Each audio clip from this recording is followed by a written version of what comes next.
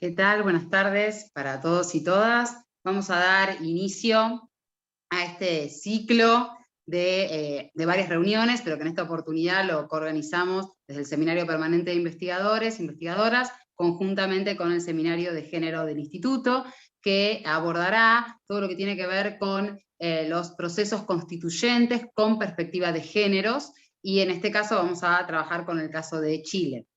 Y para ello nos acompañan dos especialistas, dos expertas en la materia, quien voy a tener el honor de presentar para seguidamente darles la palabra, y luego va a coordinar la actividad Laura Clérico, y también van a comentar, van a compartir algunos comentarios, tanto Leticia Vita como Liliana Ronconi, a quienes todos conocemos, así que no tenemos necesidad de presentarlas. En primer lugar, va a acompañarnos Julieta Suárez Cao. Ella es profesora asociada en el área de política comparada de la Universidad Católica de Chile, es politóloga, egresada de la Universidad de Buenos Aires y magíster y doctora en ciencias políticas por la Universidad Northwestern. Sus áreas de especialización son partidos políticos, representación de mujeres, sistemas electorales, federalismo y política subnacional. Es coordinadora de la red de politólogas No Sin Mujeres, y además Julieta estuvo detrás de la formulación del mecanismo de paridad que se aprobó en marzo de 2020 y que se implementó para la conformación de la Convención Constituyente. Y seguidamente nos va a acompañar en esta oportunidad Verónica Undurraga, quien es profesora de Derecho Constitucional en la Universidad Adolfo Ibáñez de Chile. Ella es licenciada en Ciencias Jurídicas y Sociales y diplomada en Instituciones Modernas del Derecho de Familia por la Universidad de Chile. Magíster en Derecho por la Universidad de Columbia y doctora en Derecho por la Universidad de Chile. Y en su caso, sus intereses académicos se concentran en el derecho constitucional, los derechos humanos, los estudios de género, especialmente en los temas de derechos sexuales y reproductivos, salud y no discriminación. Es miembro, entre otras, de la Red Latinoamericana de Académicos del Derecho, conocida como Red ALAS, cuyo objetivo es promover la reforma de la enseñanza del derecho con perspectiva de género en América Latina. Le damos la palabra entonces a Julieta. Muchísimas gracias, Luciana, por la presentación, y muchas gracias al Instituto y a las organizadoras por la invitación. Es un placer estar hablando, con Verónica además y con ustedes sobre lo que estamos viviendo en Chile y lo que hemos vivido este último año y medio, que fue muy rápido. Como decía al principio, yo soy como la prima de otra disciplina, ¿no? Entonces, ténganme paciencia, y pensaba estructurar mi presentación analíticamente en dos grandes dimensiones que tienen que ver con la paridad y con la representación de mujeres y lo que está pasando ahora en Chile con la Convención Constitucional. Una es toda la primera parte de acceso al poder, y la otra es una segunda parte que la empezamos a ver recién esta semana con el inicio de la Convención, que es lo que vamos a estar probablemente analizando el próximo año o los próximos años sobre ejercicio del poder en condiciones paritarias. Ustedes saben que además de este año de pandemia, la excepcionalidad en Chile empezó un poco antes con el estallido social de octubre del 2019, que fue algo sorprendente por el timing, pero para nada sorpresivo con respecto a los factores causales y las corrientes que estaban detrás de este descontento, desafección y bronca, ciudadana en Chile, ¿no? Entonces, cuando se logró pensar que una forma de canalizar, ¿no?, todas las demandas sociales eran a través de una manera institucional, de la posibilidad que la clase política se ata las manos y delega en la ciudadanía esta decisión sobre si cambiar o no la constitución de la época de la dictadura, y además con qué órgano se iba a realizar este cambio constitucional, ¿no? Ustedes me corregirán, pero se habla de cambio y no de reforma. Con un grupo de mujeres de la red de politólogas, de académicas, pero también de organizaciones de la sociedad civil en Chile, que ya venía muy movilizada con las tomas feministas de las universidades en el 2018, lo primero que pensamos fue, si la idea es cambiar por una nueva constitución, porque esta tiene, además de múltiples problemas, una mácula de legitimidad de origen muy fuerte al haber sido redactada en dictadura, sería complejo que esta convención o el órgano que va a redactar el nuevo texto constitucional esté conformado por las mismas personas de siempre, porque este estallido social fue un poco parecido al que se vayan todos de Argentina 2001, quizás no tan virulento en ese aspecto, pero sí era una impugnación muy fuerte a la clase política. Cuando se logra firmar este acuerdo por la paz y la nueva constitución, hubo mucha discusión con respecto al quórum de los 2/3 que imponía la Convención Constitucional y se creía que esa era la trampa, ¿no?, de la nueva convención y la trampa de la derecha. Sin embargo, desde otra perspectiva, cuando nosotras leemos el acuerdo, que eran solo 2 páginas, para nosotros la trampa era que iba a ser con el mismo sistema electoral que las elecciones de diputadas y diputados. Entonces, ¿qué iba a implicar eso? Iba a implicar muy poca representación de mujeres, iba a implicar no representación de pueblos originarios y además una monopolización de las candidaturas de manos de los partidos, que eran una de las principales instituciones impugnadas en el estallido, ¿no? Entonces, en ese sentido, nosotros empezamos a proponer un cambio del sistema electoral para tener representación de mujeres, escaños reservados para pueblos originarios y para permitir la presentación de candidaturas extrapartidarias. En ese trajín muy frenético, porque estoy hablando de algo de manera muy lenta, pero habrán transcurrido una semana, 10 días, ¿no? Desde que lo empezamos a pensar y que llegamos al Congreso con eso y con toda una cantidad muy fuerte de organizaciones de mujeres y feministas de la sociedad civil que cubren bastante el amplio espectro político de Chile, no es decir, organizaciones desde la derecha hasta la izquierda, con la ayuda de las constitucionalistas en temas de género. Era un momento muy raro, porque hablábamos solo nosotras, ¿no? Y eso también nos hace pensar sobre la división sexual del trabajo en nuestras disciplinas.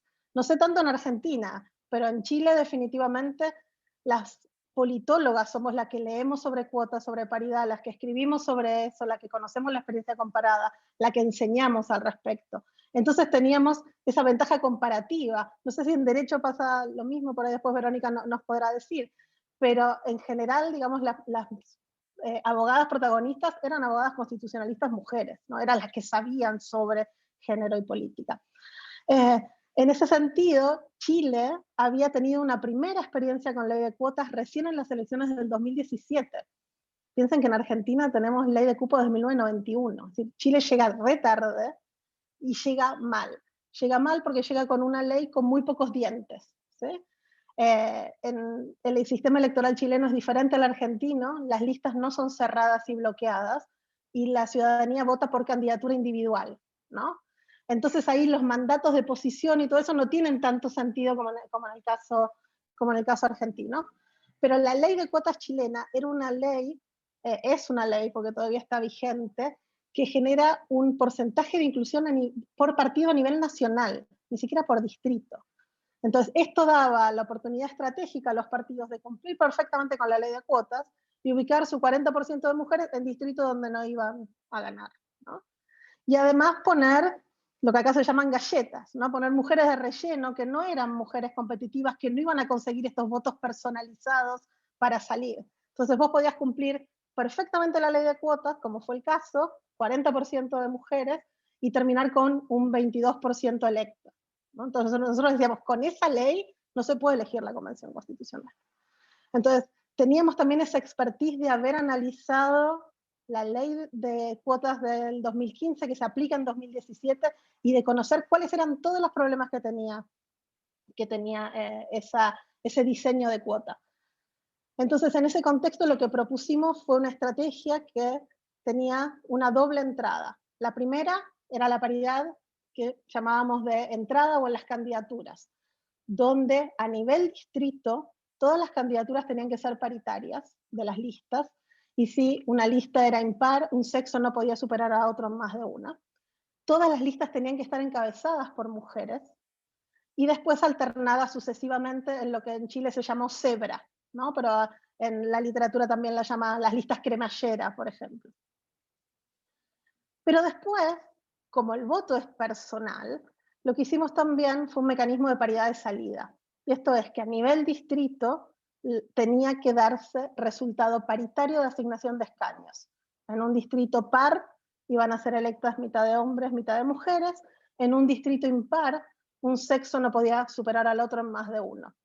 Y esto nos daba, por la cantidad de distritos impares que tiene Chile, un piso mínimo de un 45% de mujeres y un techo de un 55%, ¿no? Entonces, llegamos con esta propuesta, la nuestra era un poquito distinta a la que se termina aprobando. Fue una lucha bastante ardua, a pesar de que teníamos un gran apoyo de diputadas y de una coalición muy transversal desde la derecha, centro-derecha hacia la izquierda. Eran muy pocas las diputadas que estuvieron en contra de la paridad.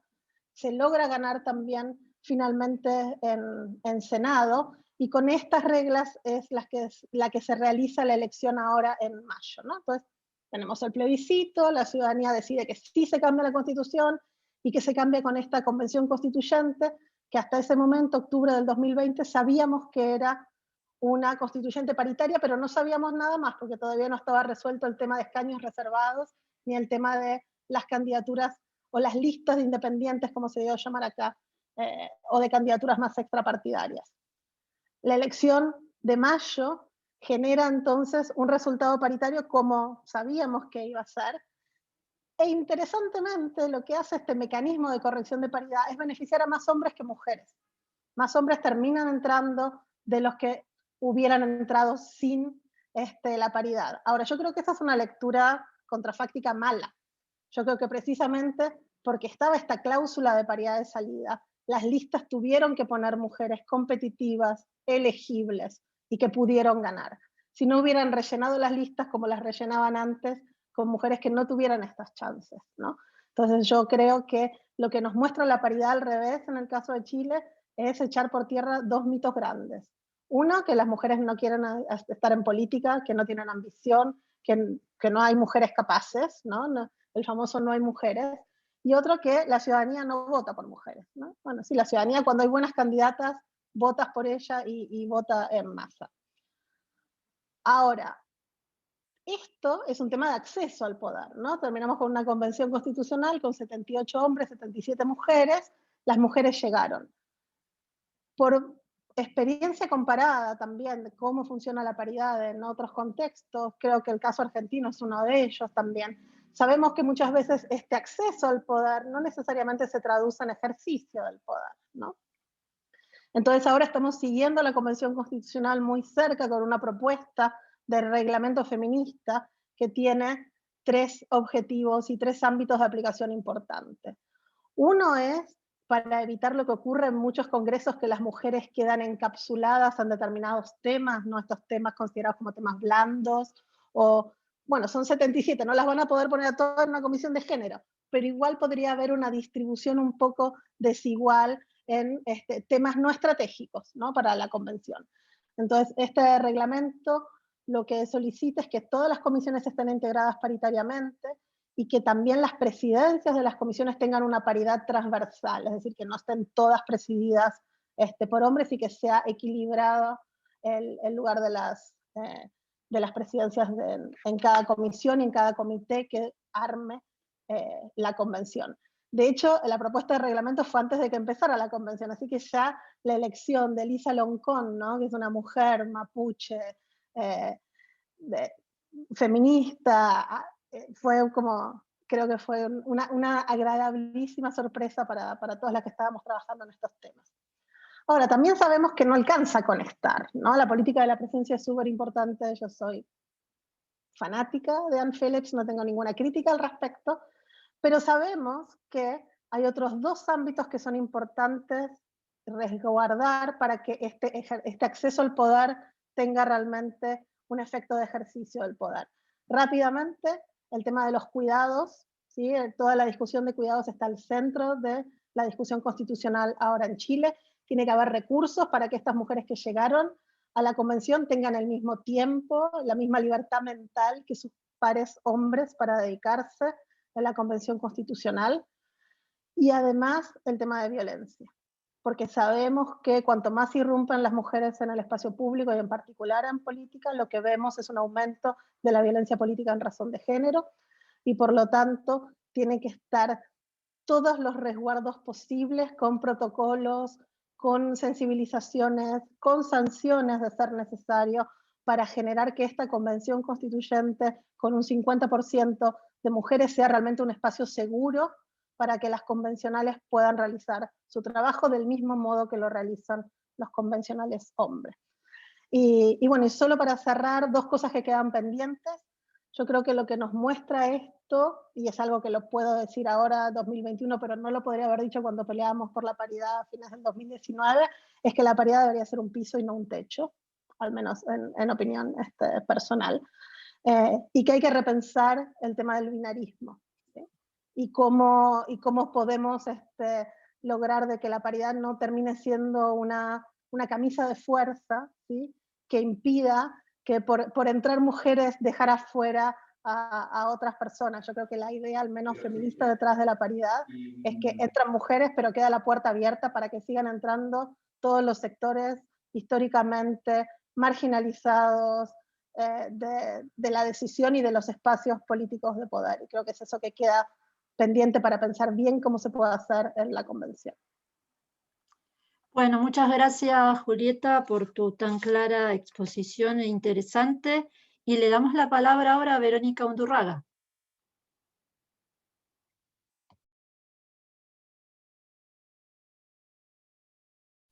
Ahí sí.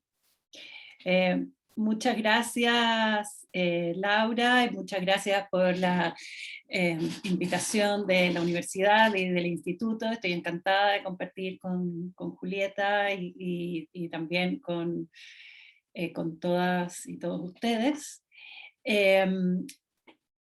Y aprovecho de hacer el homenaje a Julieta realmente porque fue digamos, la cabeza central. Ella habla siempre en colectivo, y fue, por supuesto, esto un trabajo colectivo, pero realmente ella estuvo y sigue estando digamos, en primera línea en el tema de lograr la paridad y en diseñar un sistema absolutamente impecable, porque hubo muchos que trataron de criticarlo y siempre la red de politólogas salía con la respuesta perfecta para decir por qué las críticas no se justificaban. Fue muy impresionante esa. Yo lo pongo como el mejor ejemplo de incidencia legislativa feminista que yo he conocido, digamos, por el éxito que ha tenido. Bueno, yo voy a como contar un poco cómo visualizamos esto de estudiar las dimensiones de género del proceso constituyente chileno.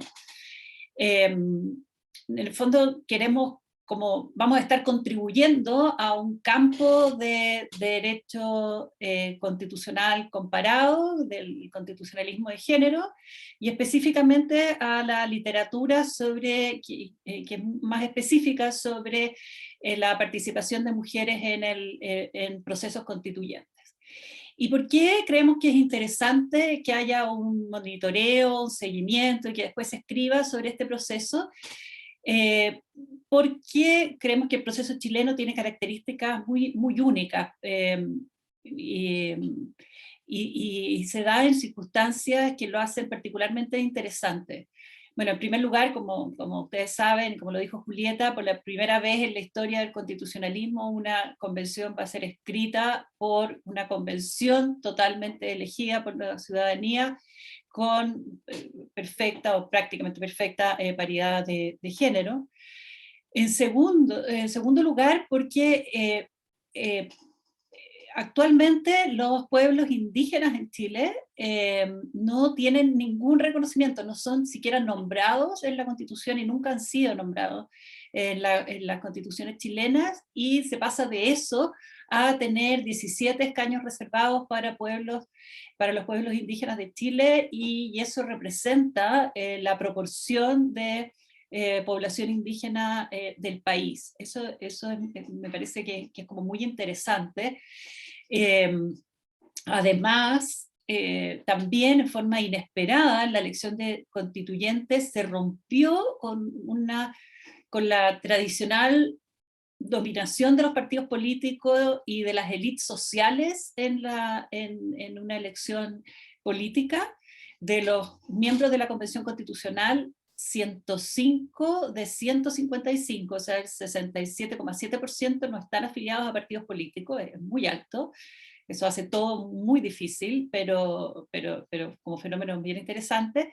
Y la mayoría de ellos no tiene experiencia previa en la política formal.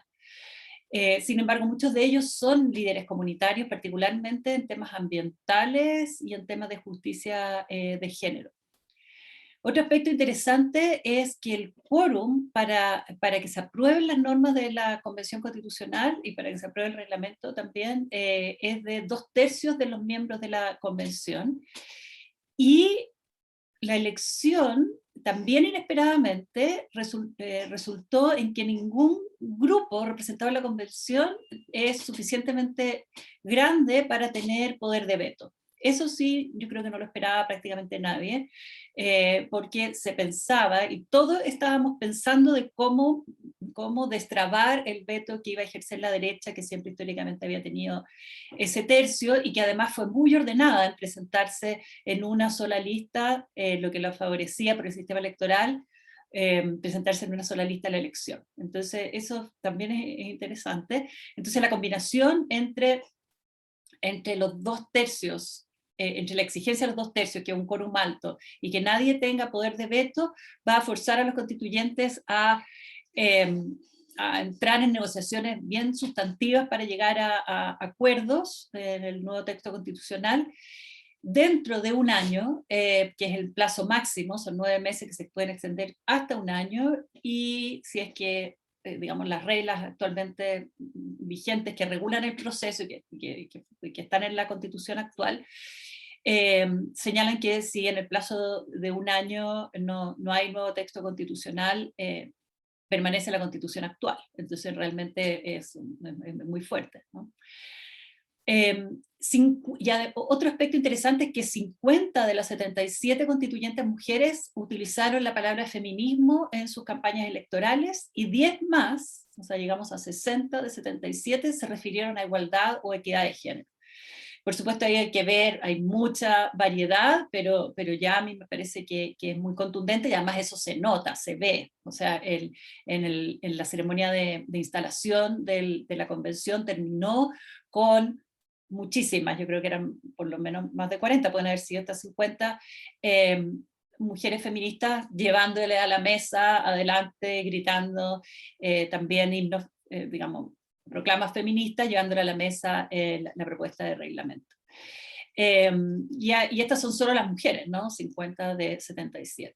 Y por último, otra cosa que me parece que del contexto es interesante es que esta convención va a funcionar en pleno contexto de la crisis del COVID, que es una crisis de cuidado en su máxima expresión, en que dan gran visibilidad a la precariedad del trabajo femenino y a la desigual distribución y poca infraestructura estatal de cuidado, ¿no? Y entonces ya hay en la discusión política general, porque estamos además en campañas políticas para elecciones de presidencia en noviembre y también elecciones del Congreso, ya hay discusiones sobre el tema de cuidado. O sea, ya se ha politizado mucho el tema de cuidado y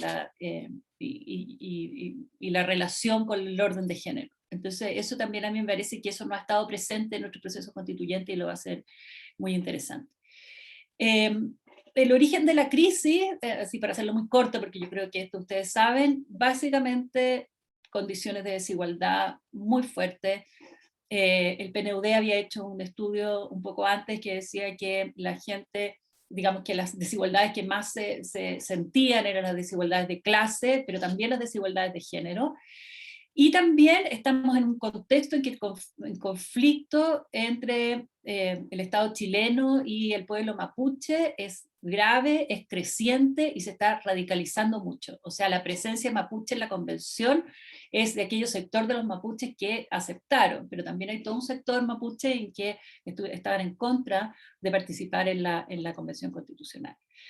Y también un contexto de desprestigio muy fuerte de la política. Las protestas fueron absolutamente sin ninguna afiliación política, salvo banderas mapuche, que estaban muy presentes, de la diversidad sexual, feminista, ambientalista, y de clubes de fútbol, digamos, pero no había presencia de partidos políticos, ¿no? Y el acuerdo del 15 de noviembre, en cambio, fue hecho por la clase política más tradicional, ¿no?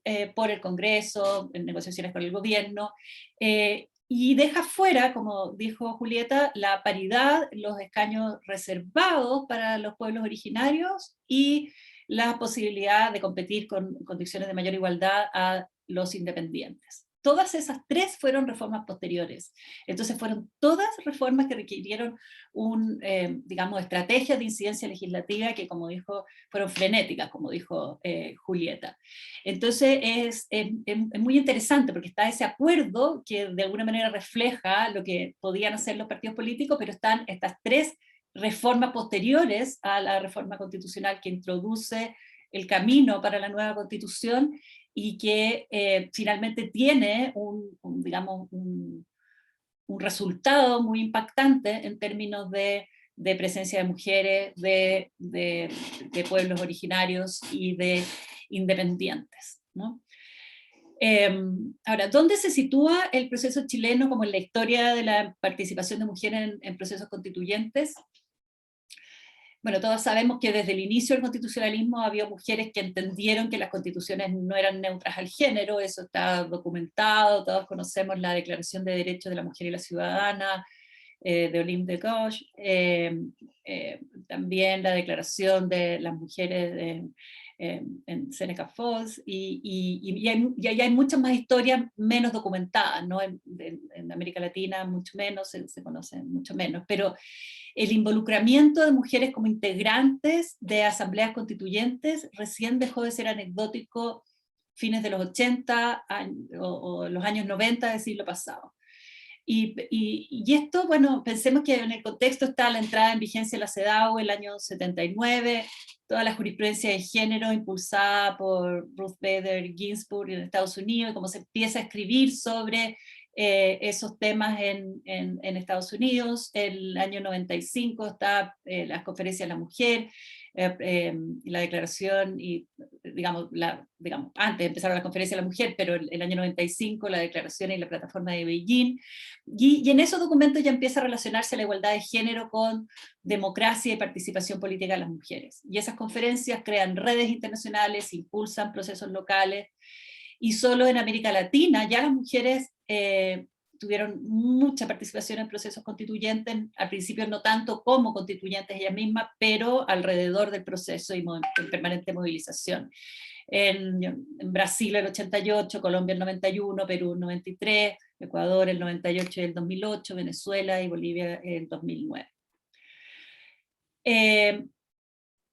Ahora, digamos, en el mundo actual, o sea, en los 2020, el promedio de participación de mujeres en los últimos procesos constituyentes es de 30 a 35%, y nunca había habido una convención paritaria como la nuestra.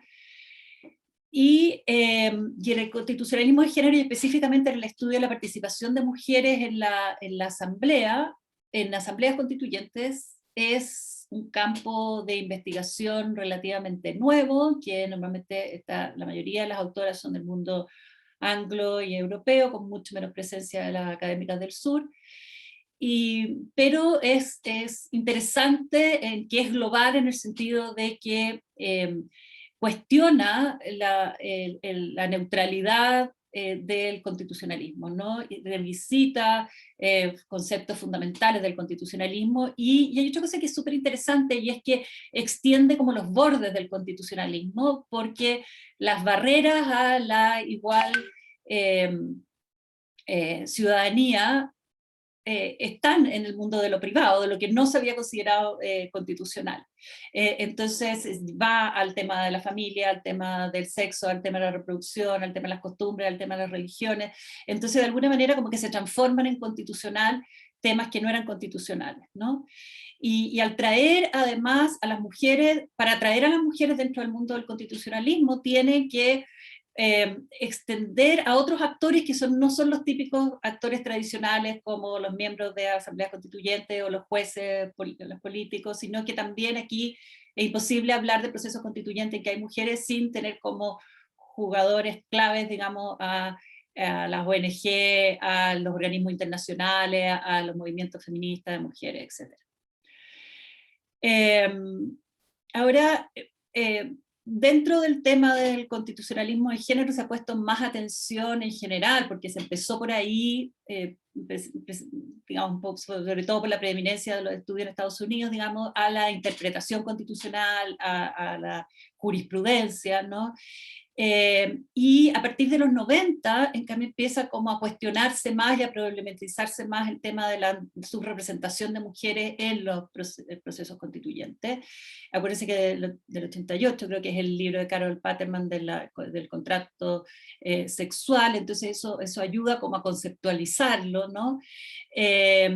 Y ahora el constitucionalismo de género está como examinando todas las expresiones del orden de género en el derecho constitucional y en la práctica de los estados, y se está como analizando, y esa es la idea de lo que queremos hacer nosotros, cómo se desestabiliza este orden de género al introducirse mujeres en el diseño y construcción de constituciones.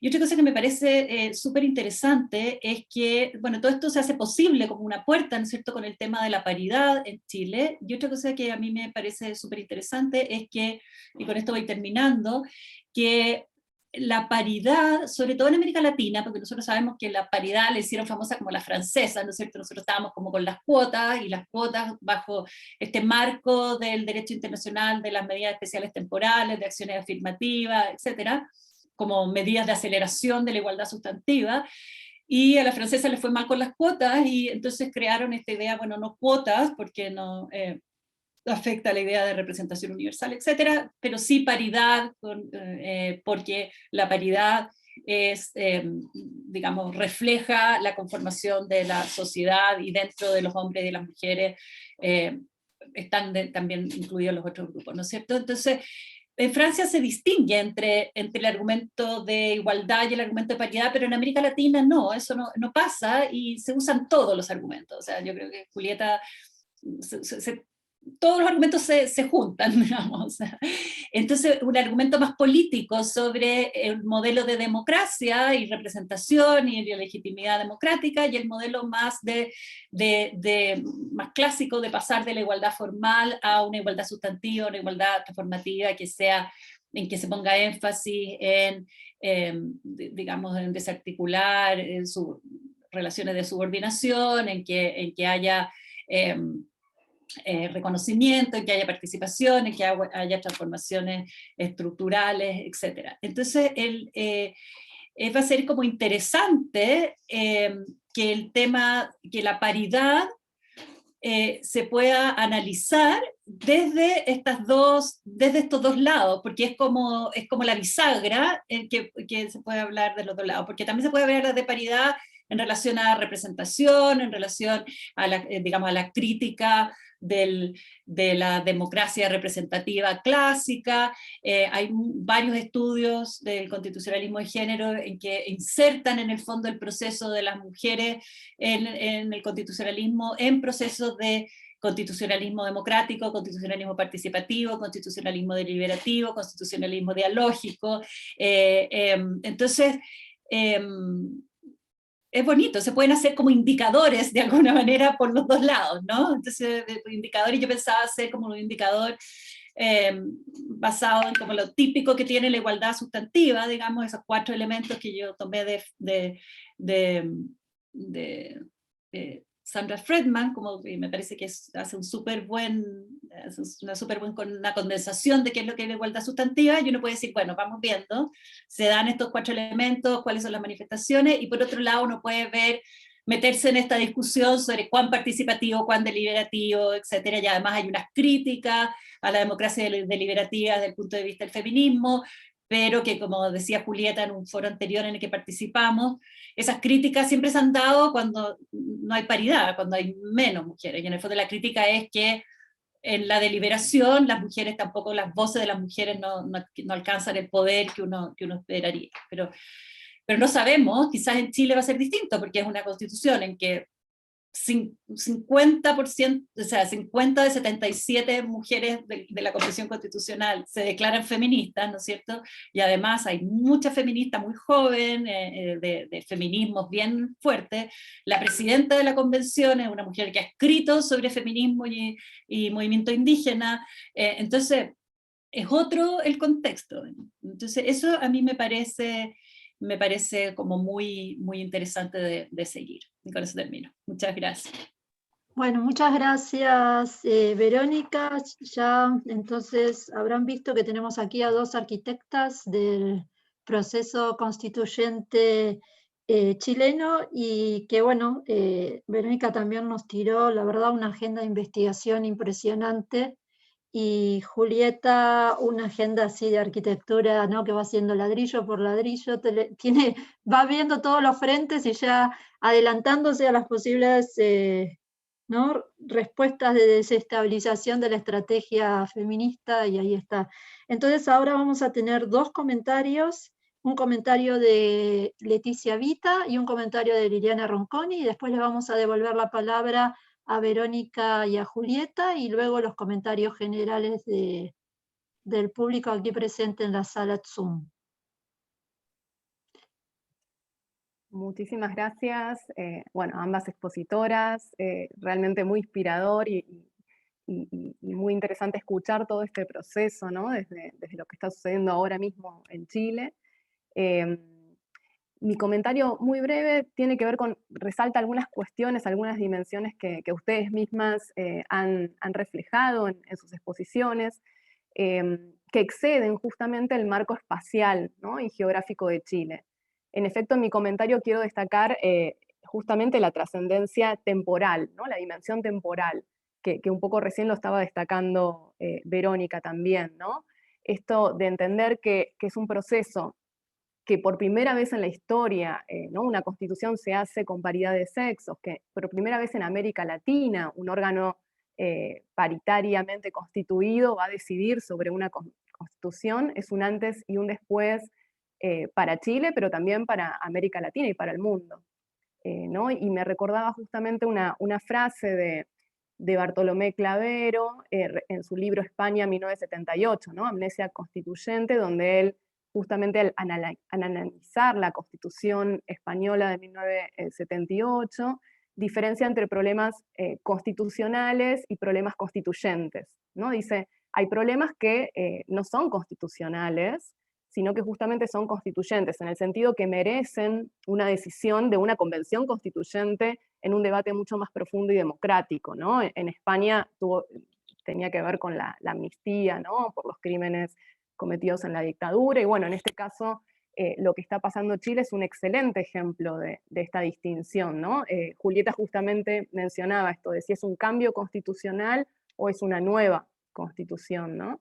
Y la verdad es que la desigualdad estructural que Verónica resaltaba, que ha resaltado en otras publicaciones también, es la de una sensación de injusticia que se va acumulando en el tiempo, ¿no? y que no estalla por casualidad, ¿no? Esto no es un resultado de la casualidad o algo extraordinario, sino que justamente condensa una desigualdad, y en particular la desigualdad de género, que es nuevamente una cuestión constituyente, no constitucional. Merece esta decisión constitucional. Y nuestras constituciones vigentes son producto en toda la región, ¿no? de una exclusión histórica de las mujeres de la política y en particular de la construcción constitucional. Yo diría que lo que ustedes nos traen a discusión hoy tiene un impacto temporal en dos direcciones. Hacia el futuro, porque me parece muy difícil que las próximas convenciones constituyentes que se generen en la región no incluyan como mínimo la discusión, ¿no? lo que decía Julieta, como mínimo el piso de la paridad. En el caso de Argentina, es inevitable, ¿no? pensarlo, trasladar estas reflexiones al caso argentino. Desde el 2017 existe la ley de paridad para cargos de representación política. Sumado al ejemplo de Chile, me pregunto si podría hacerse una convención no paritaria, ¿no? Quiero creer que no, ¿no? Entonces hacia futuro es un impacto muy fuerte. Pero también creo, esto tiene un impacto y nos lleva a una reflexión hacia el pasado, ¿no? que esto lo estaba marcando recién Verónica. ¿Qué mirada tienen nuestras historias constituyentes? sobre la participación de las mujeres, ¿no? Y ni hablar las disidencias en esta construcción constitucional. Es más, ¿cómo enseñamos estos procesos en nuestras facultades de Derecho? ¿Qué decimos acerca de esta participación o no participación?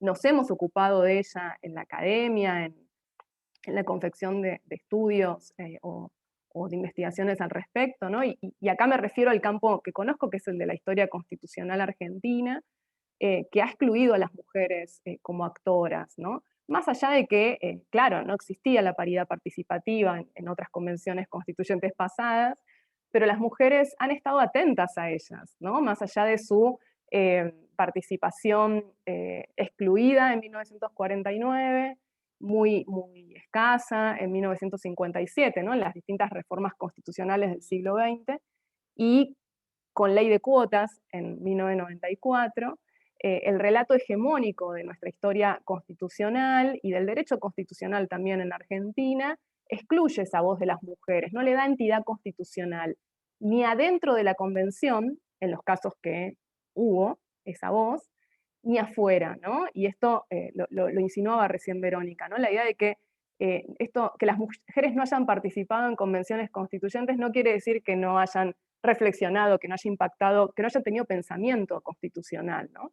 O del derecho constitucional, ¿no? Y entonces, a partir de esta reflexión, mi pregunta en común para ambas expositoras es, ¿qué sensación tienen ustedes respecto de, como estudiosas del caso chileno y profesoras en Derecho y en Ciencia Política, respecto del rol histórico de la mujer en Chile en la construcción del derecho, ¿no? En general, y del derecho constitucional, bueno, en particular, pero la mujer como constructora de derecho, ¿no? Y en particular para cada una de ellas, tengo también una pregunta. Para el caso de Julieta, me gustaría preguntarte, bueno, tu opinión respecto de si crees que esta experiencia que atravesaron a partir de la incidencia de la paridad en la Convención Constituyente pueda servir de ejemplo y pueda replicarse en otras convenciones constituyentes en la región, futuras. Y la segunda pregunta, sé que tu caso de estudio, tus investigaciones tratan sobre la ley de cuotas en Chile y en el ámbito subnacional, pero querías conocer también tu opinión y tu lectura sobre la implementación de cuotas en Argentina y el pasaje, ¿no? De la ley de paridad, sobre el desempeño de la ley de paridad en Argentina, si tenías alguna impresión para contarnos. Y para Verónica también dos pequeñas preguntas, en particular tal vez más genérica, ¿no? Pero ¿qué aspectos consideras clave para introducir en la Constitución? O sea, ¿qué no puede dejar de discutirse en esta Convención Constituyente o dejar de incluirse en esta Constitución que va a sancionarse próximamente? Y en particular me interesaría mucho conocer si estás al tanto de propuestas específicas que hayan realizado las organizaciones de mujeres a la Convención. Si estas propuestas han sido públicas, si se han manifestado en la prensa, en otros ámbitos, y cuáles son. Y bueno, y nuevamente muchísimas gracias a ambas por invitarnos a esta reflexión. Bueno, muchas gracias, Leticia. Ahora le damos la palabra a Liliana. Hola, bueno, buenas tardes.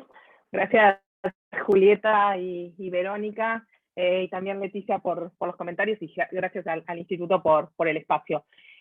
Bueno, nada, gracias por compartir esta hermosa experiencia que todos los ojos están puestos ahora del otro lado de la cordillera, porque realmente es súper interesante lo que está pasando en Chile, y creo que como resaltaron, creo que todas, esto es un cambio a nivel regional y a nivel mundial, bueno, nada, y está súper interesante. Yo diría que más que un comentario, tengo algunas preguntas solo para conocer un poquito más del proceso constituyente, ¿no? Y tomar algunas reflexiones. Desde ya que mis lecturas, digo, no estoy como en el día a día, sino que he conocido más por lecturas de diario, etcétera, con lo cual, digo, pido disculpas por esto, pero quisiera enfocarme como algunas cuestiones. Una de las preguntas que yo tenía, digo, y acá retomo algo que dijo Julieta, que es, bueno, Argentina tiene ley de cuota desde el 91, ley de paridad del 2017, pero me parece súper interesante marcar esto que vos creo que mencionaste por ahí, es Argentina tiene ley de cuota, digo, y fue un ejemplo, también con la ley de paridad, pero sin embargo fue tardía en, por ejemplo, trabajar los temas de violencia en política, con lo cual la inclusión de las mujeres en la política fue tardía o fue, yo diría, difícil por estas situaciones de violencia, por lo cual este punto que vos marcabas de la necesidad de que el reglamento establezca cómo trabajar las situaciones de violencia o qué va a pasar con las situaciones de violencia que se den dentro de la convención, me parece fundamental. Digo, pues no alcanza que tengamos mujeres, sino también, bueno, dónde las vamos a poner y también cómo vamos a tratar a esas mujeres y qué vamos a hacer con ese trato. Entonces me parece que ahí, digo, Argentina marcó un punto de quiebre, pero sin embargo la violencia, hay un informe del equipo latinoamericano de justicia y género súper relevante que muestra cuáles han sido las violencias, muestra que altos porcentajes de mujeres que se dedicaron a la política sufrieron fuertes violencias en sus espacios. Y también otra cosa que me parece interesante para marcar un poquito ahí la diferencia es esto que vos decías de quiénes son las mujeres que llegaron, ¿no? Al abrir esta posibilidad de que sean independientes, las mujeres no son las mujeres digo, algo que pasó mucho también en Argentina con la ley de cuota. Bueno, había que poner a la mujer en algún lado, bueno, llamamos a la mujer de, la mujer de, la mujer de, que lo que terminó pasando era que eran los mismos nombres que se repetían a lo largo de mucho tiempo, digo. Entonces, ahí me parece que es como interesante, o ahí me parece que también es otra marca característica que es que no son, no está bajo, o sea, son mujeres independientes las que pudieron llegar, digo, y ahí también es como medio una pregunta si esto en definitiva también es así. Eso por un lado. Por otro lado, ustedes también hablan, o por lo menos se dice que se trata de una constitución paritaria y plural. Este plural, ustedes lo entienden por haber garantizado esos escaños al pueblo mapuche, y acaban como dos preguntas. Por un lado, conocer como las resistencias hacia la ley hacia la paridad y hacia los escaños respecto de los pueblos mapuches, si los hubo y cuáles eran como los argumentos ahí, o si en realidad lo que se trató de buscar fueron artilugios para poder sortear esos escaños. Y también la otra pregunta quería hacer si esta condición, digo, si en esos 17 escaños también hubo paridad, y si no, la pregunta sería ¿la paridad mejoró la representación, por ejemplo, del pueblo mapuche o de otras poblaciones históricamente dejadas de lado o oprimidas en la representación? Digo, que se haya hablado de mujeres en el acceso a la Convención Constituyente.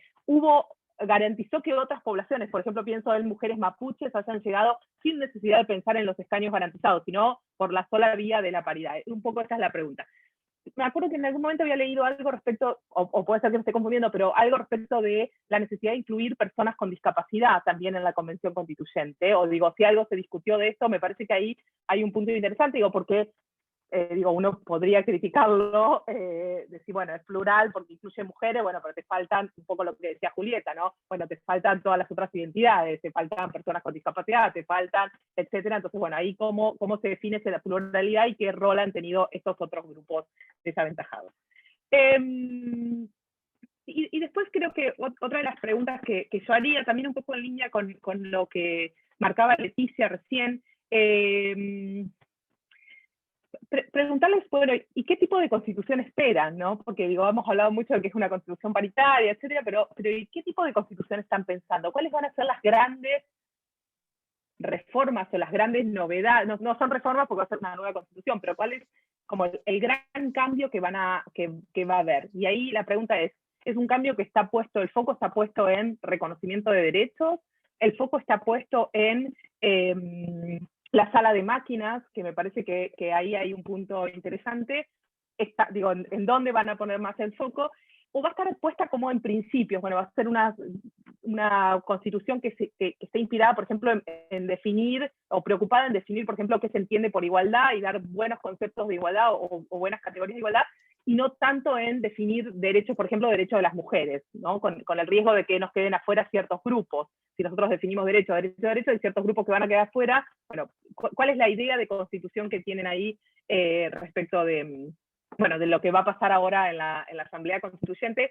Y otro de las preguntas era un poco esto también, que creo que Leticia lo postulaba, es, bueno, ¿y qué rol ha tenido la academia en esto, ¿no?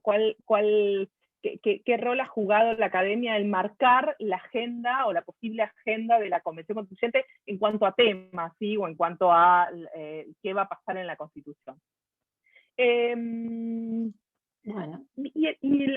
Perdón, la última pregunta. La última pregunta tiene que ver con el post-constitución, o yo diría el efecto que va a tener la Constitución, ¿no? Todo este proceso constitucional que ustedes vienen llevando a cabo desde el 2019 o del 2018, ¿cuáles son los efectos, pensando hipotéticamente, por ejemplo, que la reforma constitucional no se apruebe, ¿sí? A fin de todo esto? Bueno, acá hay un quiebre de la Constitución, digo, esto no puede seguir funcionando, pues su Constitución, la que tienen ahora, está rota, digo, está quebrada, no sirve.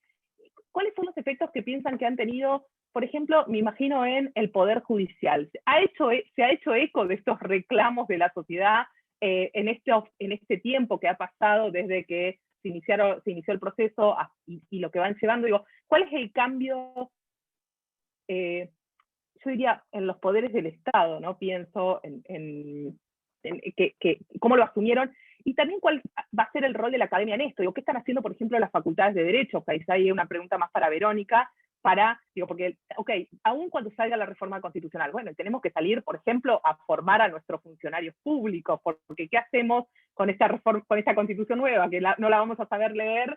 En Argentina nosotros tuvimos una buena reforma en el 94, pero nos llevó mucho tiempo, por ejemplo, incorporar los tratados internacionales de derechos humanos y que lográramos que sean aplicados, y aún hoy estamos luchando respecto de eso. Y cierro con esta última, bueno, es qué rol le van a dar, digo, qué se ha hablado respecto, por ejemplo, del rol de los tratados internacionales, en particular de derechos humanos, en la Constitución, qué posición va a asumir ahí el Estado chileno. Perdón por la desprolijidad. Sí. Y mil gracias por la... Te vamos a cortar, ya está. Muchas gracias, Liliana. Bueno, muchas gracias entonces a estos dos comentarios. Yo voy a agregar solo dos comentarios muy cortitos. Para Julieta, creo que Julieta pone el dedo en la llaga también cuando dice las mujeres llegaron, no necesariamente se traduce en ejercicio, ¿no? Y entonces el reglamento es fundamental. Pero el punto de las comisiones me parece muy acertado, para que haya paridad también en todas las comisiones. Julieta, la pregunta es, el reglamento referido a la toma de la palabra y a la discusión, porque si eso no se regula, sigue, entre comillas, se lo deja librado al statu quo, y el statu quo ya sabemos que las masculinidades hegemónicas van a primar en eso. Para Verónica, nos dijiste fuertemente que, bueno, la desigualdad atraviesa, ¿no? O sea, fue la movilizadora de las protestas, la movilizadora del llamado a la constituyente, y que esta desigualdad generó gran desigualdad, especialmente en términos de clase, en términos de género y en términos étnicos, ¿no? Clasismo, machismo y podríamos decir racismo. Entonces, ese es como el núcleo duro, ¿no? ¿Cómo se va a trabajar esto? Y entonces estuve viendo que, por un lado, el reconocimiento de derechos sociales, ¿no? Por un lado. Entonces, derechos sociales, y la pregunta es, bueno, ¿cómo van a garantizar goce efectivo de esos derechos sociales? ¿Qué propuestas hay para terminar de delinearlo eso y que no quede solamente como una mera declaración? Entonces, relacionado con esto también, el problema más allá de la reglamentación y todo eso, pero el problema de qué pasa con la cultura jurídica chilena, que parece especialmente la judicial, ¿no? ¿Cómo se va a atacar justamente que no sea esta cultura judicial formalista la que en última instancia después termine parando a todas las reformas, por decir así, progresistas que se logren con la constituyente? Entonces, la constituyente también tiene que tener en miras cómo va, en algún sentido, a reformar ese poder judicial para que no sea un obstáculo para la implementación efectiva de los logros los logros que se logren, perdón por la reiteración, en la constituyente, ¿no? sea, ¿qué están pensando en términos de organización del poder judicial? Porque si no, ahí creo yo que va a haber un gran obstáculo, me parece, ¿no? Bueno, y entonces le devolvemos la palabra y después abrimos a la discusión, ya tenemos preguntas, ¿eh? Ok, Julieta y después Verónica. Muchísimas gracias. Anoté un montón de preguntas, voy a tratar de ser lo más breve posible para que queden también la oportunidad de recibir más preguntas y comentarios. Sobre el rol histórico de la mujer en Chile, Leticia, bueno, quizás Verónica sabe más, por ahí voy a simplificar demasiado, pero el feminismo fue muy importante en los últimos años de la dictadura, ¿no? Para precisamente empujar la transición, no solo el feminismo, los movimientos sociales en general. Mi lectura, quizás un poco simplista, es cuando llega el gobierno civil, le dicen a las mujeres, a los movimientos sociales, bueno, muchas gracias, listo, ya lo conseguimos, ahora vuelvan a su casa, ¿no? Y en ese sentido, las feministas chilenas tenían un eslogan que es fantástico, que era democracia en el país, en la casa y en la cama, ¿no? Y después las mandaron a la casa, pero también las partieron, porque les crearon el Servicio Nacional de la Mujer y las encapsularon institucionalmente en el Estado. Y eso generó un quiebre dentro del movimiento feminista, las más institucionalistas, ¿no? Versus las más autonomistas. Y ese quiebre se va a empezar a recuperar, creo yo, se van a empezar a volver a unir con diferentes luchas que serían hitos de este siglo, que es la lucha por la anticoncepción de emergencia, y después por aborto en 3 causales, ¿no? Y después, bueno, la irrupción, gracias también en parte al efecto contagio desde el Ni Una Menos de Argentina, con tomas feministas en las universidades, contra femicidios, etc. Y ahí, ¿no? Como que se vuelve, mi visión al menos más analítica es que se vuelve a unir mucho más fuerte, que se une en su diversidad, ¿no? Digamos, de participar de movimientos feministas, lo que veo es esta unión en la diversidad, no es que hayan negociado y hayan llegado a un punto medio, ¿no? Y este feminismo más autonomista, que también lo podemos ligar al fenómeno de las tesis, si se acuerdan, que coincidió también con el estallido social y con el acuerdo, ¿no? Hizo que de golpe lo de la paridad fuera algo hiper razonable, ¿no? Es que es razonable, ¿no? Pero de golpe es como que cambió el chip, y hasta las feministas, si querés, menos institucionalistas, estaban completamente de acuerdo que esto es mínimo, ¿no? Esto es una condición necesaria, ¿no? Nos podíamos poner de acuerdo que era una condición necesaria y después vemos hasta dónde llegamos. Entonces, el rol histórico del movimiento feminista en Chile me parece súper interesante, y también desde hasta de las mujeres de derecha, ¿no? Que eso lo podemos hablar en otro momento, pero y me parece que lo que vemos ahora es una recomposición de este movimiento feminista plural y unido en su diversidad. Creo que sí, que puede ser exportable a otros países, sí, no sé, me la paso respondiendo preguntas de periodistas de Colombia y de Perú, así que yo no tengo ni idea qué está pasando en Colombia y Perú, pero sé que Colombia y Perú están mirando muy detenidamente el caso chileno, ¿no? Y me parece que es interesante, y yo también creo que la vara queda de algún modo alta, y que va a ser difícil, o que al menos se va a tener que argumentar porque si hay una nueva convención constitucional en alguna parte del mundo, esta no va a ser paritaria, ¿no? El peso de la prueba cambió de lugar, digamos. Yo he tenido que dejar de explicar por qué la paridad es importante, ¿no? Ahora son los que no creen que la paridad es importante quienes tienen que explicar por qué esto no es así. Y ese cambio cultural para mí fue súper interesante. Con respecto a Argentina, yo usé el ejemplo de Argentina porque, bueno, Chile tiene un sistema presidencial, yo diría mucho más presidencial que Argentina, ¿sí? No salen leyes que no sean mensajes del Ejecutivo. Sabemos también que en Argentina las leyes que salen con apoyo del Ejecutivo, que es raro que salgan en contra, pero yo diría que en Chile todavía más fuerte, ¿sí? El Congreso no puede presentar proyectos de ley que impliquen erogación presupuestaria, ¿no? Eso le da un poder al Ejecutivo gigante. Mi lectura es que la paridad fue la primera ley que salió en contra del gobierno. El gobierno llega tarde a esto, ¿no? Cuando ya pasó la Cámara de Diputadas y Diputados, obviamente estaba en otra, se le estaba incendiando el país, no estaba mirando lo que estaba pasando en el Congreso, y cuando llegó al Senado, el gobierno de Piñera trata de frenarla a como da lugar, ¿no? Y no sé, manda el único senador de la derecha que nos había dicho que no se iba a conseguir los votos, lo mandan de viaje, todo muy comedia de enredos, y empiezan a decir, entonces empiezan a prometer otras cosas. Dicen, este proyecto es pésimo, el de ustedes, hagamos listas cerradas. Fantástico, yo hace 5 años que vengo diciendo que hay que cerrar las listas en Chile, y me dicen que es imposible por la historia cultural que la gente vota por personas, y ahora decían, bueno, listas cerradas. No era como un juego de póker, si quieren, no iban subiendo la apuesta. Y yo les mostraba el caso argentino, que les decía, listas cerradas, sí, pero los distritos tan chicos como hay en Chile, el distrito más grande es de 8, ¿no? Y la media es 5. Digo, esto no garantiza un resultado paritario, especialmente con alta fragmentación de listas. Y les mostré el caso argentino, como en la última elección el resultado no fue paritario. Y a pesar de que no había tanta fragmentación en los distritos.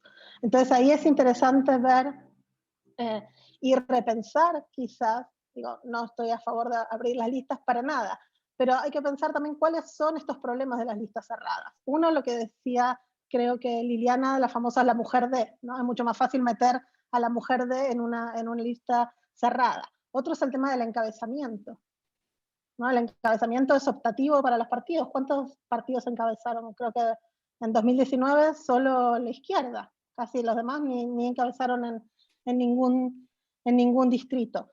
Y eso me trae al otro tema, ¿no? Que nosotros podemos tener las mejores leyes y todo, pero si las instituciones informales al interior de los partidos siguen reproduciendo lógicas patriarcales, ¿no? Y lógicas que son los hombres los que deciden los órdenes de las listas y qué mujeres van en qué lugar, va a ser difícil tener paridad real. Y eso se replica también al interior del trabajo del legislativo, y por eso lo de las comisiones, y se replica también probablemente en esta ausencia de ley de violencia en razón de género, a pesar de que la ley interamericana debe tener más de 10 años, la ley modelo ya no me acuerdo, y de hecho yo no sabía que existía. Como Argentina, y estando hace 10 años en Chile, me enteré en México que había una ley contra la violencia en razón de género, ¿no? Parecía que en nuestros casos no era el problema, y sin embargo sí, obviamente es un problema. Cuando hablamos de que la convención es plural, es que no lo piensen con categorías argentinas, piensen que en Chile los congresistas salen de los mismos 5 colegios, el 80% de ellos, ¿sí? Que son colegios privados. Entonces, esta convención es súper distinta. Hay gente con educación pública. Yo sé que en Argentina suena delirante esto, pero en ese sentido plural, no son personas de la élite, son personas, digamos, mucho más parecidas a lo que es el Chile real, que todas las instituciones colectivas representativas chilenas hasta ese momento. Entonces, es plural no solo en términos de género y en presencia de pueblos originarios, es realmente plural. Hay 8 convencionales en este momento que son disidencias sexuales. Lamentablemente ninguna ganó de las candidatas que eran candidatas trans, pero eso no pasaba, eso no pasa en el Congreso, ¿no? Es muy diferente, es muy plural, real en términos socioeconómicos también, y de educación, que obviamente eso está correlacionado. ¿Qué tipo de constitución? Bueno, quizás ahí tengo una deformidad profesional, pero yo creo que lo más fuerte lo vamos a ver en la sala de máquinas, eso espero, ¿no? Chile tiene una constitución centralista, centralizada y concentrada en el Ejecutivo. Eso también deja la vara muy baja. Casi cualquier movimiento fuera del status quo va a ser un régimen más descentralizado y definitivamente más desconcentrado del Poder Ejecutivo. Entonces yo veo ahí algo muy relevante, pero también algo que creo que no llegué a decir en la presentación, que por ahí es medio un cliché, pero toda esta reconstrucción de la legitimidad va mucho más allá del producto final, del librito de la Constitución, ¿no? Es todo este proceso el que está relegitimando o que tiene el potencial de revincular a la ciudadanía con la política. No es solo el producto, sino también el proceso, y me parece que eso es súper interesante. Y por último, con respecto a la voz, se vio, si llegan a ver, algunas de las sesiones estos días están dando la voz hombre-mujer, y a los 2 minutos les cortan el audio. Y ya vi comentarios en Twitter que decían, tipo, es interesante cómo cambió el tono, ¿no? O sea, no son los que más gritan, y a veces los que gritan son los que quedan medio como, ¿no? Que decís, pero si venimos hablando también, ¿por qué te pusiste a gritar ahora? Y me parece que en el transcurso de estos meses, por ahí podemos ver algo interesante con respecto a eso, pero sí, totalmente. Y otra nota de color, el vicepresidente usa el femenino plural. Él habla de nosotras, ¿sí? Y también, digo, para Chile esto es revolucionario. Yo estoy súper optimista con el proceso, pero bueno, no me extiendo más.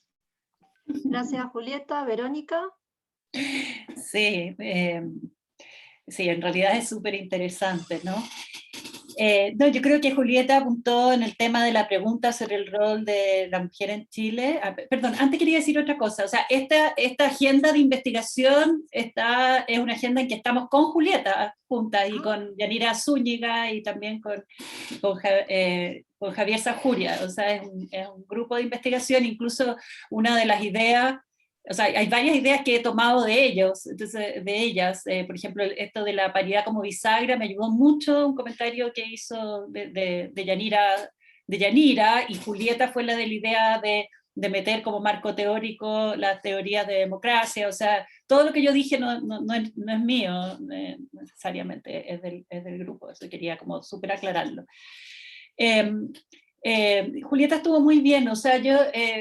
no solo en Chile, en América Latina, las mujeres, digamos, el feminismo de América Latina es un feminismo muy, muy centrado en las peleas de las luchas materiales, ¿no? Por la subsistencia, por la salud, por la educación, por ese tipo de cosas. O sea, siempre ha estado ligado, bueno, con otras palabras, pero a los derechos sociales o a un Estado más protector, etc. Entonces,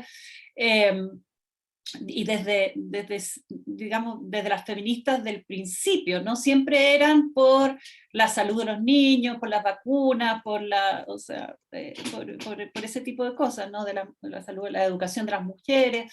Entonces, yo creo que eso tiene un peso muy, muy alto. Y lo otro es que, eso lo leí hoy día en la mañana, como que también el papel de las mujeres en las luchas contra las dictaduras en América Latina es muy importante. Entonces hay un estilo feminista también que es bien, casi, o sea, no todas, pero hay como una cultura de repente que es media como de, no de guerrilla, pero como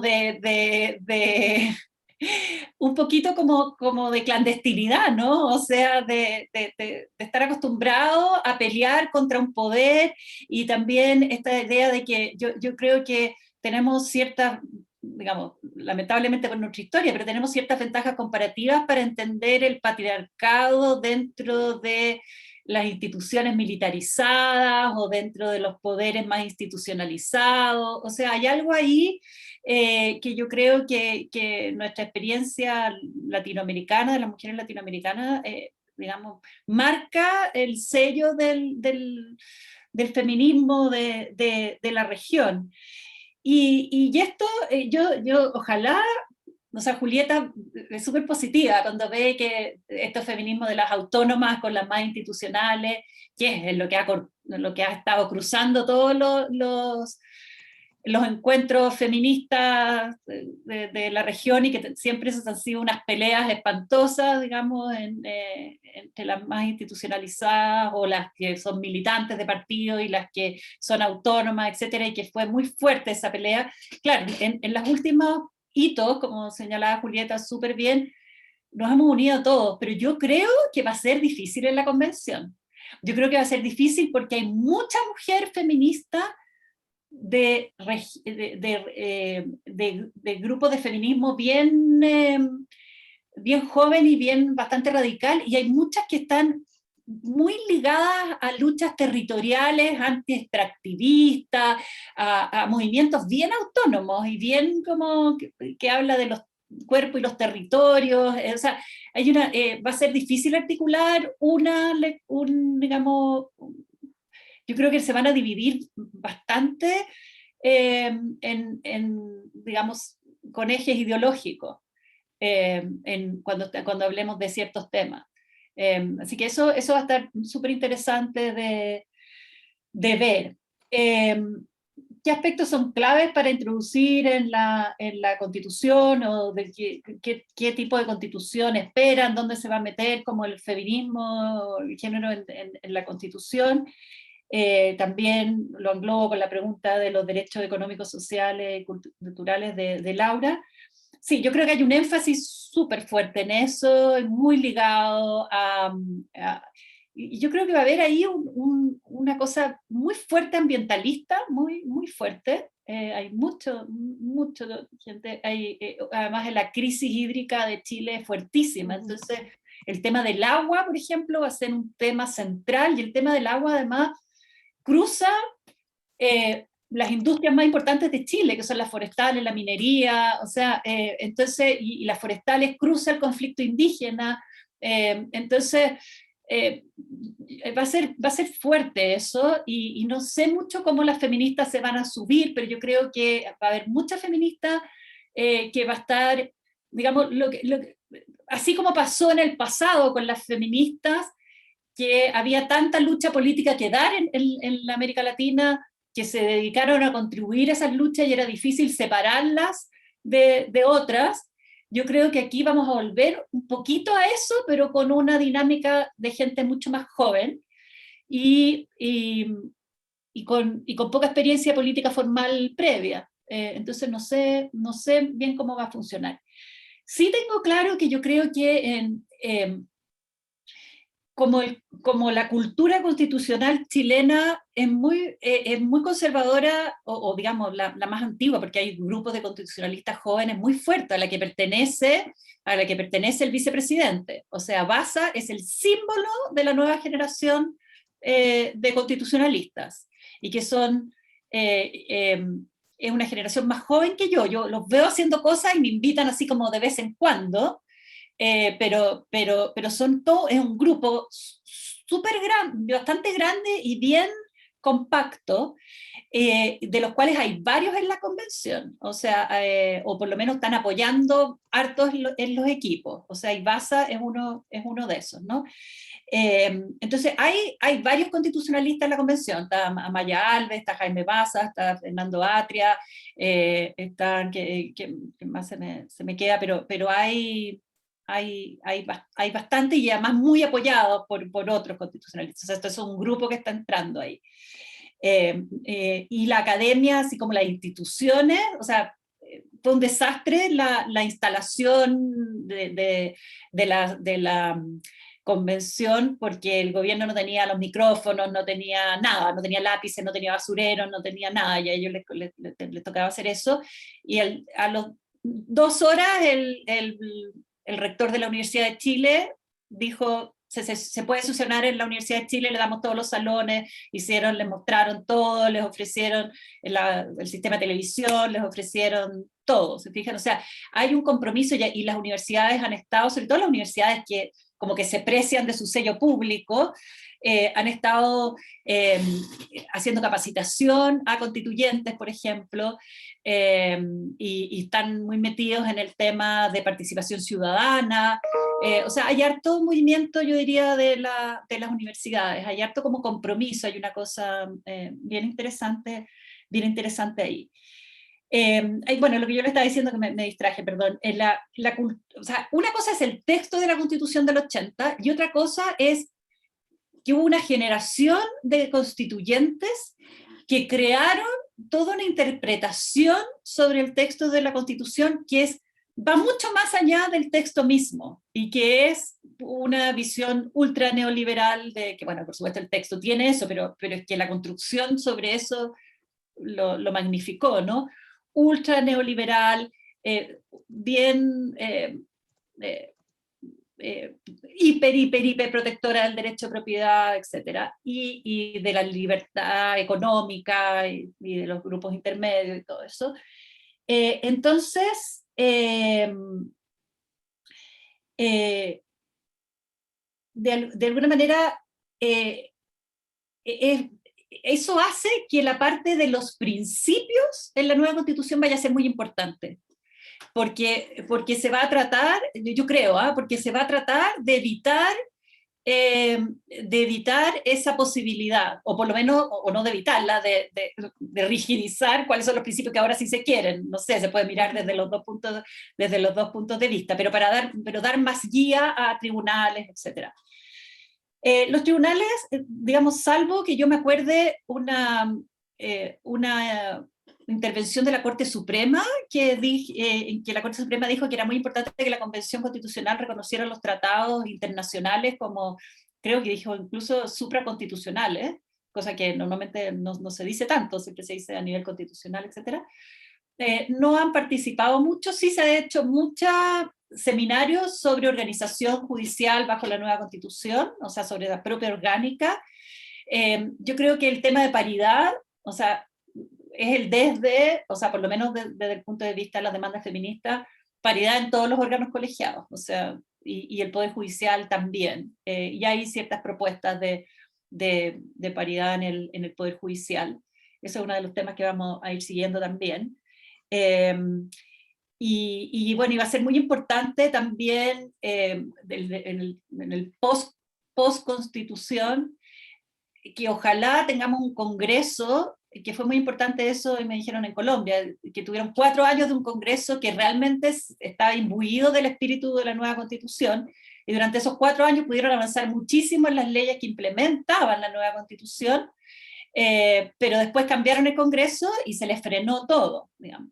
Aquí tenemos elecciones en noviembre y hay que ver qué pasa, o sea, si vamos a ir como alineados o si vamos a tener, conflicto con eso. Y en materia de derechos sociales, bueno, hay mucho énfasis en derechos sociales, absolutamente. ¿Cómo se va a garantizar efectivamente? Yo creo que la mayoría de los constituyentes no ha pensado en el tema de la judicialización o no, o sea, muchos. Todos los que son más académicos, abogados, sí. Y ahí la derecha lo quiere poner más bien como principio, que digamos, no sea judicializable. Hicieron incluso uno de los mejores constitucionalistas de derecho, que es Sergio Verdugo, está escribiendo un paper, no sé si ya está publicado, pero ya está difundiendo un paper que escribió con Rosalind Dixon, proponiendo un sistema súper interesante, mixto, digamos, de un control débil, fuerte, que juega con todo lo que se ha aprendido en el fondo en Sudáfrica y en otros lugares.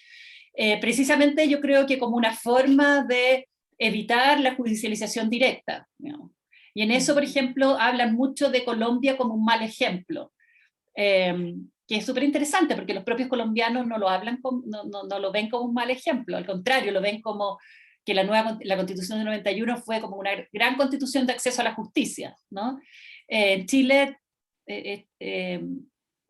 como que se dice, bueno, hay que tratar de evitar lo que pasó en Colombia, un poco. Entonces es interesante esa discusión.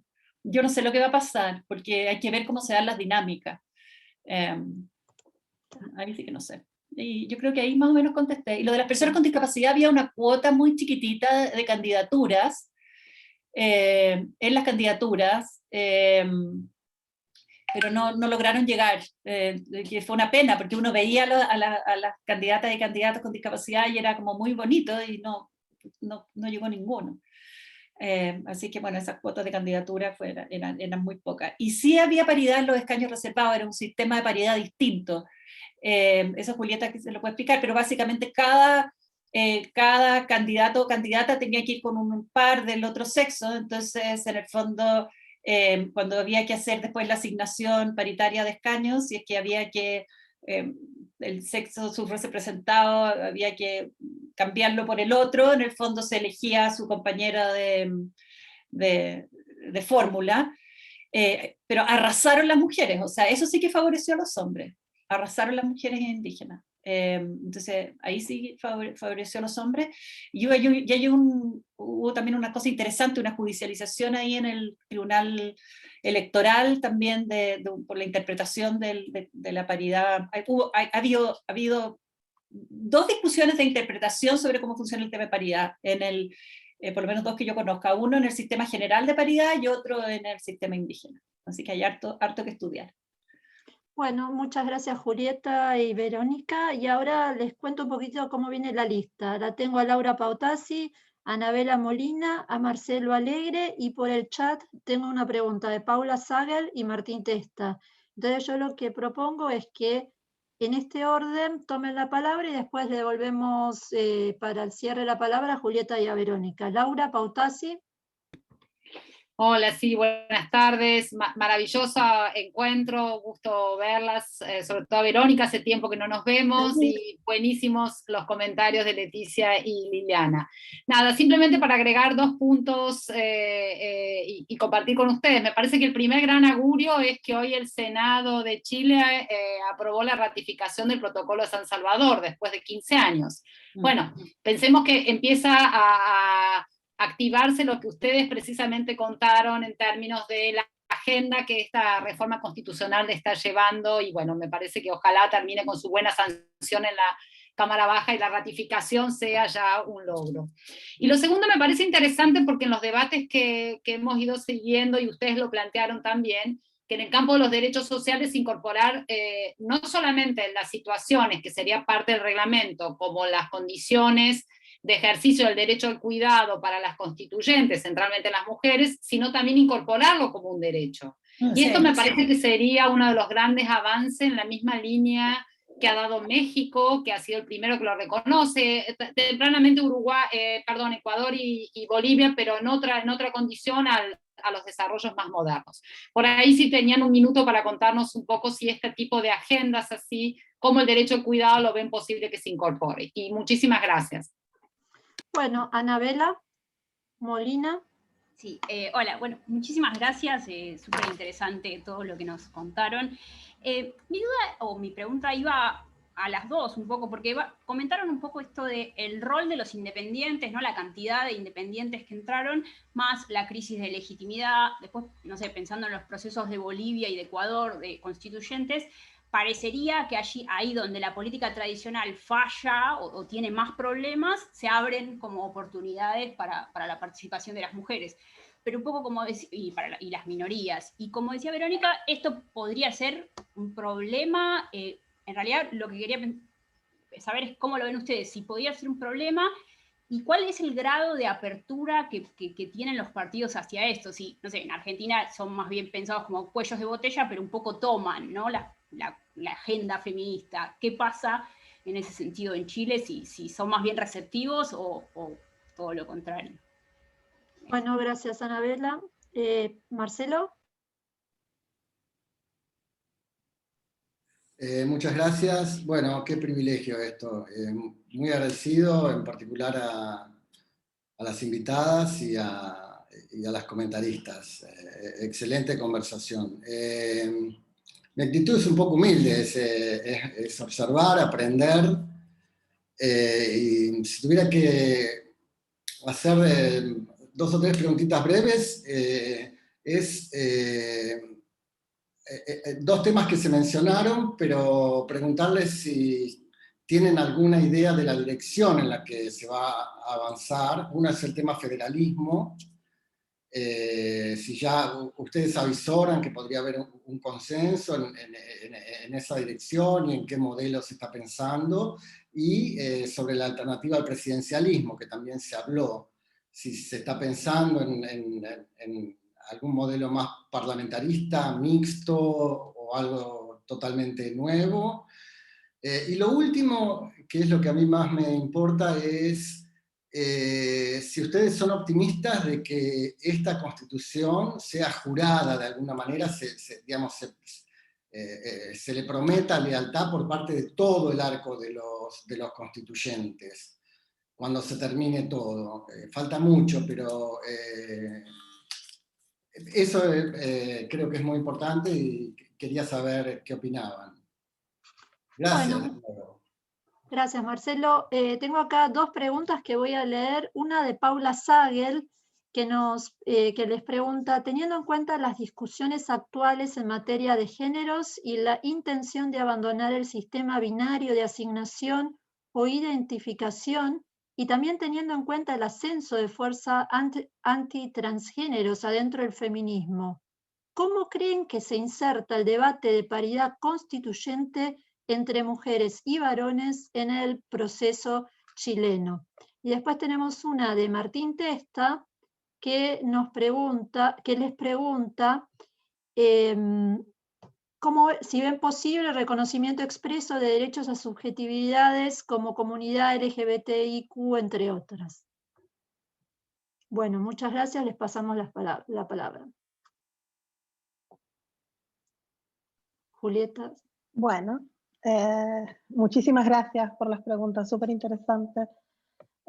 A ver, voy a responder las más cercanas y le dejo a Vero más las de derecho por ahí. Lo de independientes es súper interesante. Y es súper interesante porque Chile es un país muy centralista, toda la política es política nacional, pero quienes estudiamos política local veíamos que en las últimas décadas iban creciendo los independientes a nivel local, ¿no? Entonces esto no es algo que surge ahora, y es interesante porque surge a nivel local como un fenómeno siquiera de independencia estratégica, ¿no? Los partidos políticos tienen tan mala percepción, tanta desconfianza, y por lo tanto, bueno, yo cuando me candidateo, no muestro que soy de un partido político. ¿Sí?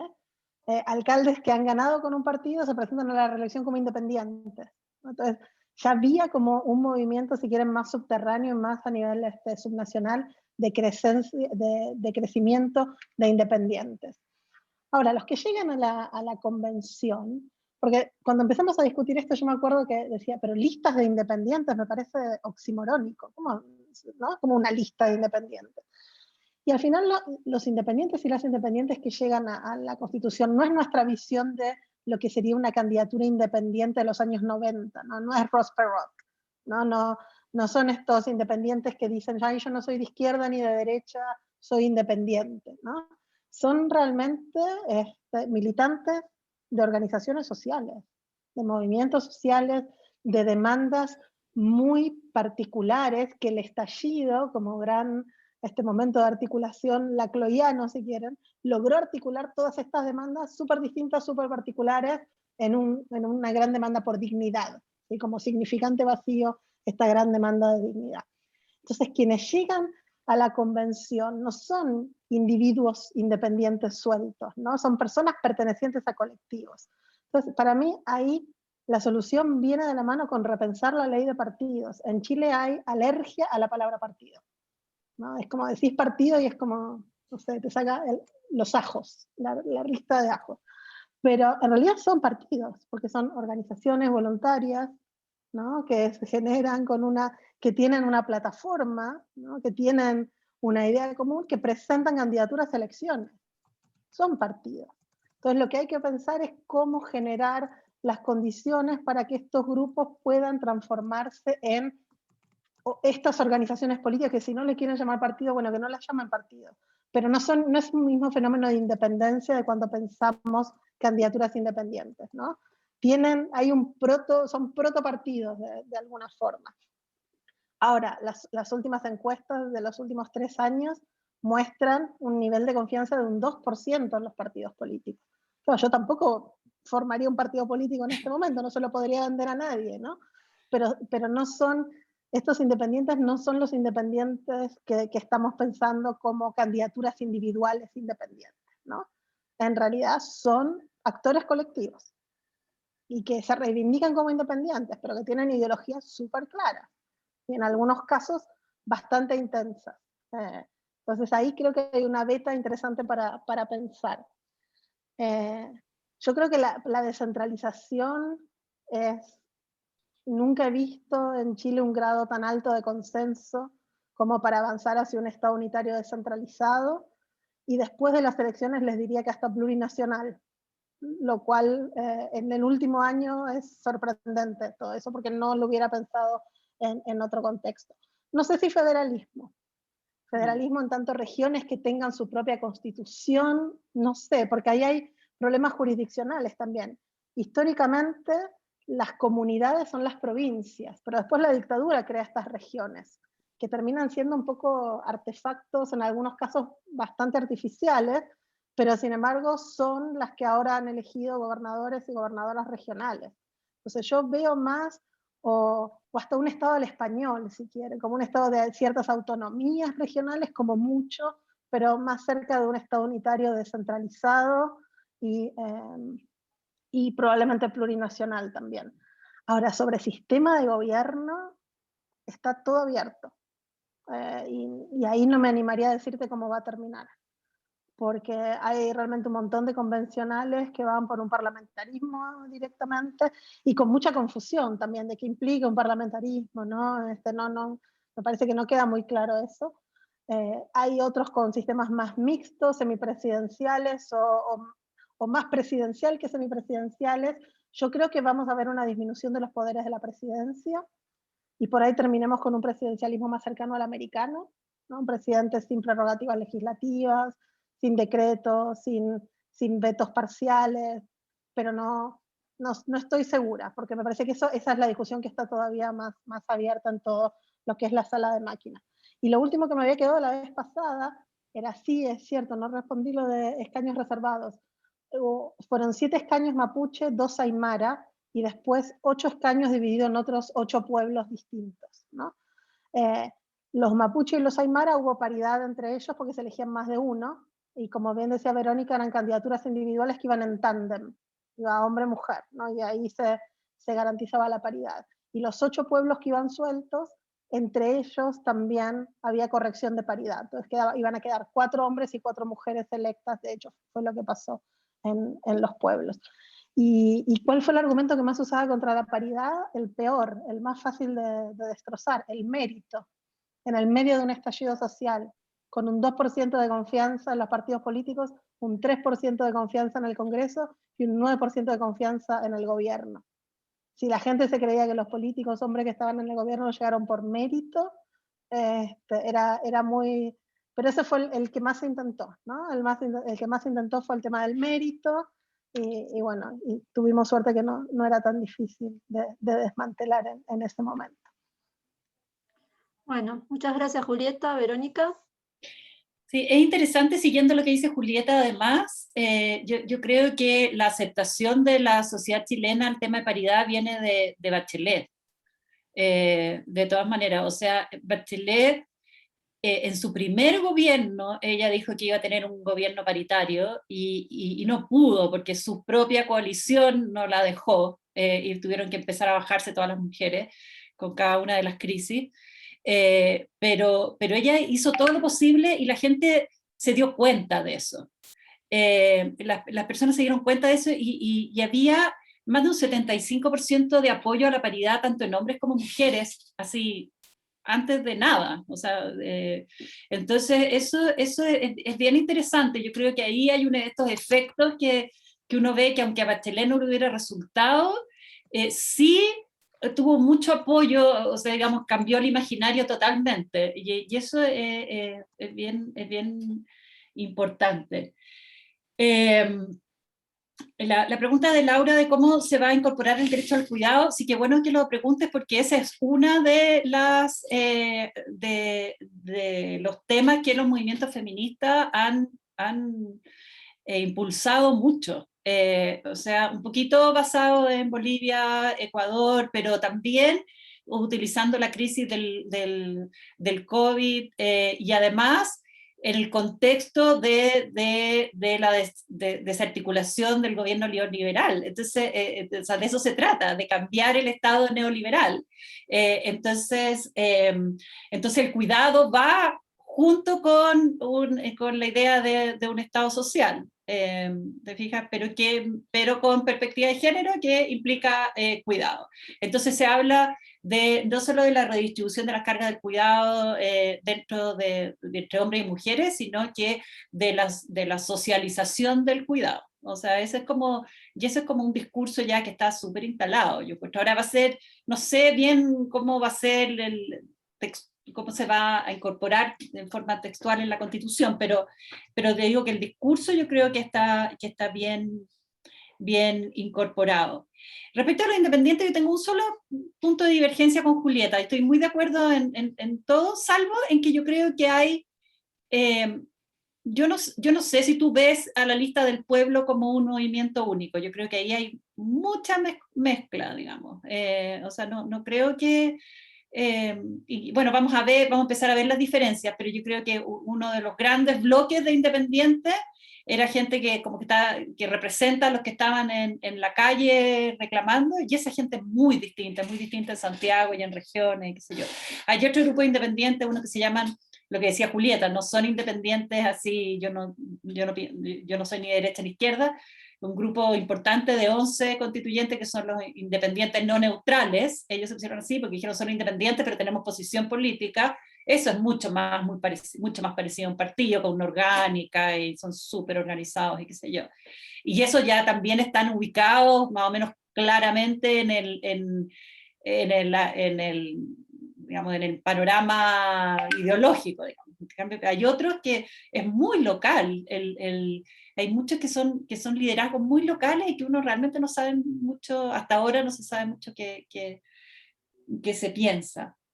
Yo creo que somos optimistas de que sea aceptado por todos los constituyentes. No sé.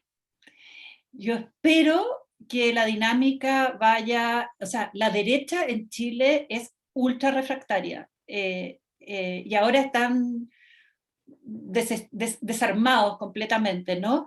Pero curiosamente, fíjense que la centro, digamos, hay una cosa muy interesante, siempre se pensaba que iban a salir actores más tradicionales elegidos en la convención. Y se pensaba que la Secretaría Técnica de la Convención, que es algo que ya está establecido, que tiene que haber un órgano que se llama Secretaría Técnica, que ahí iban a estar todos los constitucionalistas típicos, digamos, cercanos a los partidos, y de hecho, yo una vez, cuando se estaba discutiendo si yo iba a ser candidata o no, yo le dije al expresidente Lagos que me estaba ofreciendo, y yo le dije, ¿por qué no me invitan a la Secretaría Técnica? Y me dijo, no olvídese, la Secretaría Técnica ya está lista, los partidos ya la tienen lista. Y entonces, como yo no era de partido, entonces me dijo, olvídese, usted no va a tener cupo en la Secretaría Técnica. Y ahora eso no va a pasar. Entonces, ahora la Secretaría Técnica lo están pensando que van a ser funcionarios de la Biblioteca del Congreso, ¿me entienden? O sea, funcionarios que les van a hacer búsquedas bibliográficas. Entonces, es súper interesante porque se guardaron a muchos constitucionalistas para ser parte de la Secretaría Técnica, digamos los constitucionalistas más influyentes, para ser parte de la Secretaría Técnica, y mandaron algunas, sobre todo a las mujeres, mandaron mujeres fuertes de derecha, políticas y constitucionalistas fuertes de derecha, para estar en la comisión de armonización o en la comisión redactora del texto final, que iba a juntar todos los... Entonces, esos eran los dos lugares de poder, ¿no? Y se desarmaron un poco. Entonces hay mucho constitucionalista que quedó un poco cesante en este cuento, y eso también es bien interesante. Y entonces la derecha quedó como... están ahí, pero están muy incómodos, o sea, tremendamente incómodos. Incluso uno ya fue funado y fue un momento como bien desagradable, ¿no? Y el ambiente es, digamos, yo espero que se encauce hacia una discusión política, pero como la instalación de la convención fue bien desastrosa, porque no tenían dónde sentarse, y porque además, no sé si ustedes vieron, había el día en que cuando se estaba inaugurando este asunto, había protestas en la calle y hubo que pararlo en la mitad del himno nacional. Entonces ha sido como bien caótico. Entonces yo espero que se vayan causando, pero no es fácil. Entonces en algún minuto, o sea, siempre está el riesgo de que la derecha se salga, y hasta ahora para mí, por lo menos, no sé cómo lo que pide Julieta, pero para mí están como dudando de cómo reaccionar a lo que está pasando. No sé, entonces no sabría anticipar si soy optimista o no. Y respecto del posible reconocimiento expreso de los derechos de la diversidad sexual, yo creo que sí, yo creo que va a haber ahí un reconocimiento expreso. Sí, tengo la impresión de que hay suficiente fuerza. Y además, yo diría que el feminismo chileno, digamos, hay de estos grupos antitrans, trans y todo, que son... pero en general yo diría que el feminismo chileno es bien abierto, ¿no? Sí, sí, sí, que trabajan bastante juntos. Eso.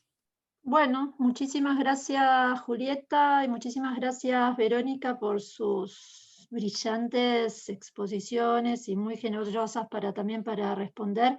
Y para cerrar, le doy la palabra a Leticia Vita, que en realidad fue la que hizo todo el trabajo de convocarlas y de pensar esta actividad. Leticia. Muchas gracias, Laura. Bueno, y simplemente agradecerles en nombre del Seminario de Género del Instituto Gioja por este inicio de lujo. Realmente ha sido un privilegio escucharlas y nos motiva a seguir trabajando. Nuestro próximo encuentro justamente va a abordar la dimensión histórica con un trabajo que hemos hecho con Julieta Lobato aquí presente en torno a la Convención del 49. Luego trabajaremos en la cuestión federal también con Ana María, que está aquí presente también. Así que, bueno, nada, seguiremos muy atentas todo lo que está pasando del otro lado de la cordillera y seguramente será también un tema de estos ciclos. Muchísimas gracias. Gracias. Muchas gracias. Muchas gracias. Un gusto. Muchas gracias. Muchas gracias a todos. Chao, nos vemos.